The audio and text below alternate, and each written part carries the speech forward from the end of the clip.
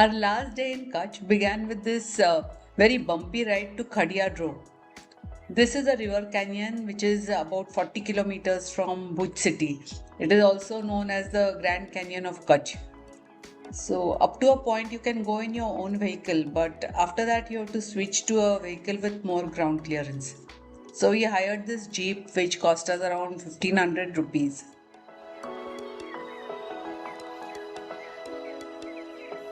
Khadia Droh was put on the tourist map by Varun Sajde, who is the founder of Kutch Travel Club.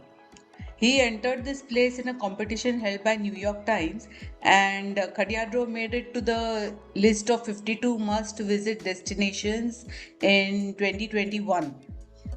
So, since then, it has started getting visitors.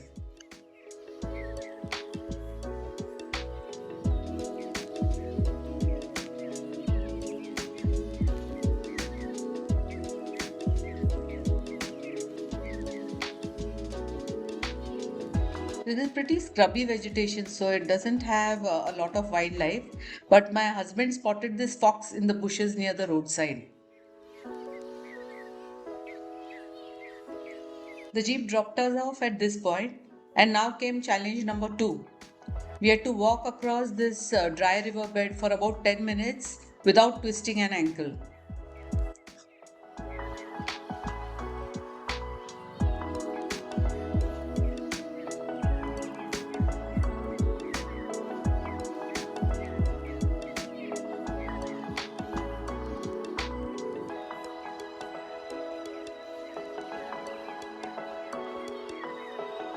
And there it is. The canyon was a bit smaller than I had expected, but it is lovely nonetheless. Earthquakes, the river, and the wind have all worked together to carve out these gorgeous curvy shapes. And so many layers of ancient rocks have been exposed. The oldest layer, they say, goes back to 250 million years ago. Kutch is a very important region for the study of geology, and you will find geologists flocking to this place, students and researchers alike. This is because it is easy to study the effect of tectonic activity on the Earth's crust over here, and all these exposed layers of rock also make it easy to study the evolution of the Earth's crust. You find fossils over here, and you also find the remains of ancient seas. So, Khadia Droh is now the darling of geologists, of tourists, and of pre wedding photographers.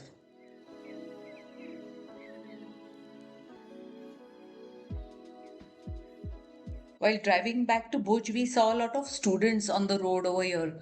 They were examining the rocks on either side. So, we guessed that they were here on a field trip, and we stopped to speak to their teacher, Professor Pradeep Goswami.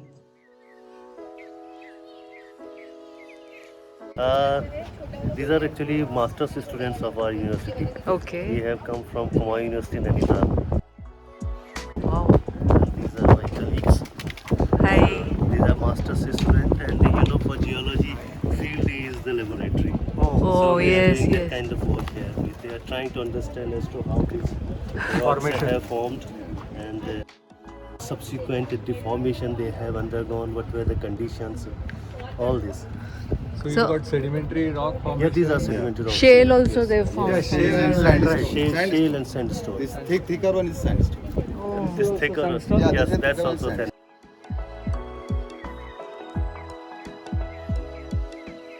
A student pointed out the Kodki fault line to me. Whenever they are not aligned, they are like somebody has moved them like this.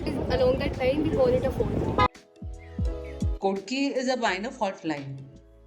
The whole Kutch area is riddled with fault lines, as you can see from this map over here, and they are really major ones. You have this Island Belt fault, then you have the Katrol Hill fault, the Kutch mainland fault, then you have the Allah Band uplift, which was responsible for the creation of the Run of Kutch.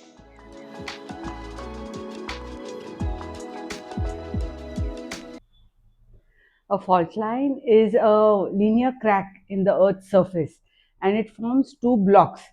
And whenever there's pressure from any direction below these blocks.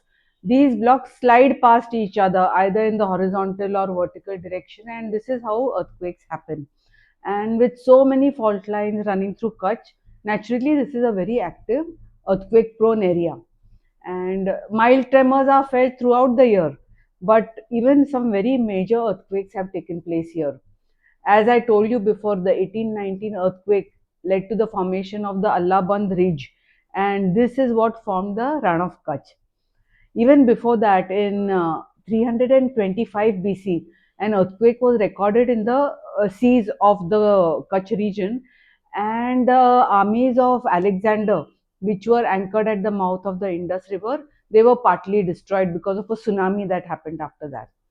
Then there was an earthquake in 1630 that destroyed a place called Brahminabad. It was a medieval town. In later years, two medieval coastal towns of Samaji and Goga sank at different times due to earthquakes. So, and then also we remember this earthquake of 2001, which devastated Bhuj. All those visuals are still in our memory. Around 11,000 to 18,000 people died. The figures vary depending on your source. And 400,000 structures were destroyed, including schools, hospitals, houses, administrative buildings. And so, if you're living in Kutch, I think you sort of get used to the idea that the ground beneath your feet is going to keep shaking from time to time. This is what remains of the Chhatardis of Bhuj. Chhatardis are cenotaphs and they were built in honor of kings and members of the royal family who had passed away. They're just memorials, they don't contain human remains. All of these were destroyed in the earthquake of 2001. They are built of sandstone, some are simple and some are intricately carved.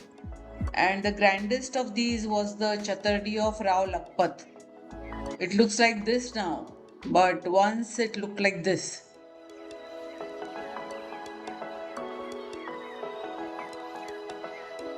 Bhuj was ruled by the Jadeja dynasty from 1540 right up to independence. Somewhere on the site, there's a plaque that says 14 of Rao Lakpat's wives committed sati on his funeral pyre, which is pretty horrible, I think, but that's how it was at that time. This building used to be a school until 2001.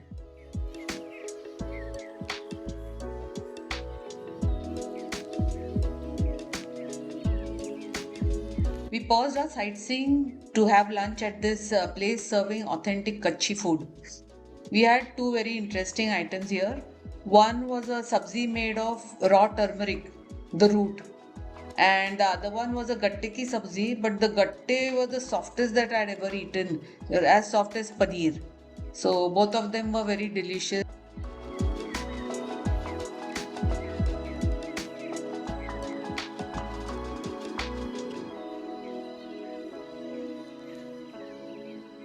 Next, we visited Prague Mahal and Aina Mahal. These are the palaces of the Jadeja dynasty. The Aina Mahal is pretty old and dilapidated, but the Prague Mahal is new and it is built in the European style. So we went in and saw the usual trappings of royalty. We could hear some rustic music coming from outside these delicate screens.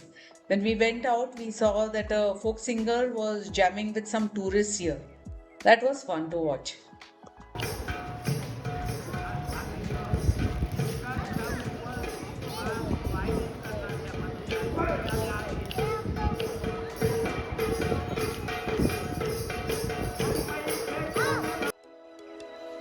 We couldn't leave Kutch without eating this Kutchi Dabeli in its place of origin. But it was so damn spicy that we had to wash it down with this sweet masala milk. One place that you must visit when you are in Bhuj is the Smritivan Earthquake Museum and Memorial. So, this is dedicated to the people who lost their lives during the 2001 earthquake. This museum was inaugurated in 2022 by our Prime Minister Shri Narendra Modi. This world class museum is picturesquely located on the slope of Bhujia Hill. It was designed by architect Rajiv Katpalia of Vastu Shilpa Consultants, and the exhibition design and curation were done by Design Factory India. The museum is only a part of this 170-acre complex. There is a memorial park with around 5 lakh trees in it. There are pathways and there is a sunset point also. So you could easily spend half a day here. We couldn't because we didn't have the time. All the halls in this museum are very thoughtfully designed to um, explain the phenomenon of earthquakes and to document the devastation that happened during the 2001 earthquake, which measured 7.9 on the Richter scale. And it also documents the destruction, the loss of life, the relief effort, the reconstruction effort, and how prepared we are to tackle future earthquakes.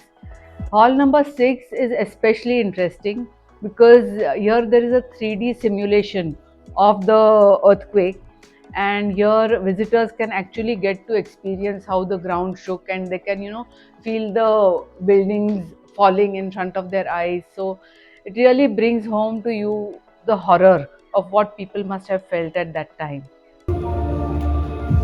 यहाँ से मलबा हटाना है JCB लेकर आओ जी sir चलो operation चालू करो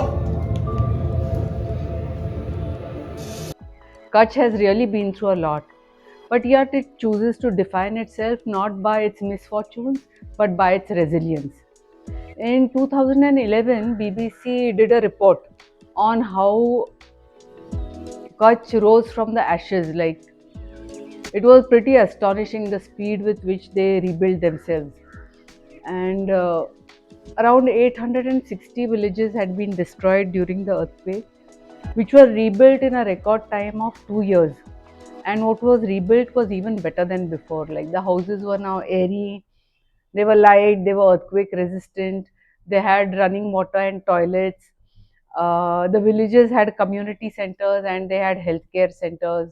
Bhuj itself was reborn. It got two ring roads, one airport, it got parks, a new shopping area, and within a short period of time, everything was buzzing again.